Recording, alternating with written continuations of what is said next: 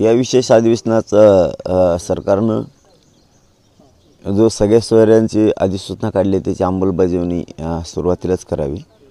नंतर मागासवर्ग आयोगानं जो अहवाल दिला तो स्वीकारलेला तर आहेच त्यांनी। त्याचा कायदा करण्यासाठी नंतर दुसऱ्या सत्रात त्यांनी तो चर्चेला विषय घ्यावा। कारण आंदोलन हे मराठ्यांनी करोडो मराठ्यांनी ओबीसीतून मराठ्यांना आरक्षण मिळावं म्हणून उभा केलेलं। त्या मराठ्यांच्या नोंदी सापडल्या, त्या नोंदीच्या आधारावर ज्या महाराष्ट्रात मराठ्यांच्या नोंदी सापडल्या नाहीत त्यांना आरक्षण देण्यासाठी सगळ्या सोयऱ्यांची अधिसूचना सरकारनं काढलेली।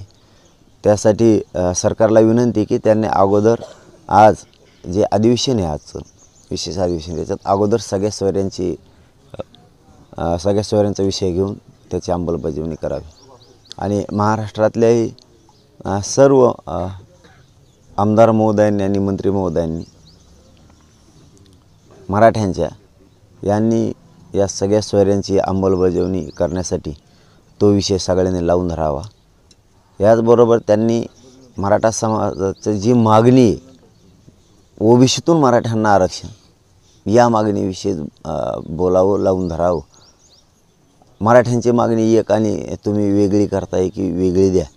जर तुम्ही असं केलं तर तुम्ही मराठ्यांचे विरोधी आहेत हे आजपासून ग्राह्य धरलं जाईल। कारण मराठा बघणार आहे कोण बोलतोय, कोण काय कारणं सांगणार आहे। सगळ्याच आमदारांनी सुद्धा इतरही आमदारांनी याविषयी बोलावं। मात्र मूळ विषय असा आहे की जे आजचं अधिवेशन आहे यात सगळ्या सोयऱ्यांची जी अधिसूचना यावर अगोदर चर्चा करून त्याची अंमलबजावणी। महाराष्ट्रातील महत्त्वाच्या व ताज्या घडामोडी जाणून घेण्यासाठी आजच आमच्या सूर्या मराठी न्यूज चॅनलला सबस्क्राइब करा आणि बेल आयकॉन प्रेस करा।